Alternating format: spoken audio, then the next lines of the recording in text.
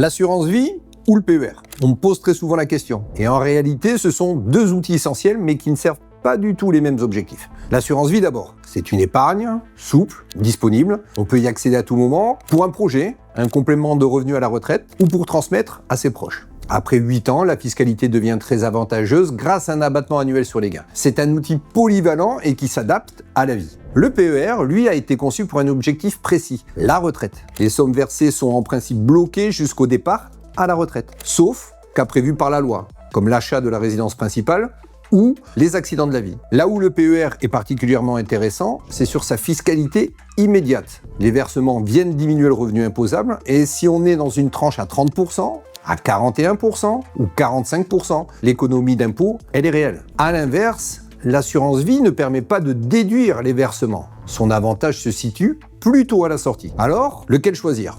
Souvent, ce n'est pas l'un ou l'autre. La meilleure stratégie pour beaucoup de personnes, c'est de combiner les deux. Le PER pour l'optimisation fiscale et l'assurance vie pour la liberté, la transmission et la diversification. Au fond, la vraie erreur, ce n'est pas de choisir entre assurance vie et PER.